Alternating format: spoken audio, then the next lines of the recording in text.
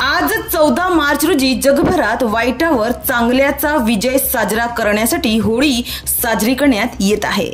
तर पालघर जिल्ह्यातील विरार मधील जीवदानी पाडा येथील आनंदी नगर येथे गुलालासह होळी उत्सवात साजरी करण्यात येत आहे।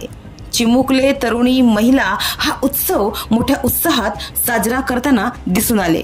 एकंदरीत गुलाल उधळून सोसायटीतील मित्र मंडळींसह हा उत्सव आनंदी नगर येथे उत्साहात साजरा करण्यात येत आहे। लोकप्रिय आख्यायिकेनुसार हा दिवस भगवान श्री कृष्ण आणि राधा यांच्यातील दैवी प्रेमाचे प्रतीक आहे।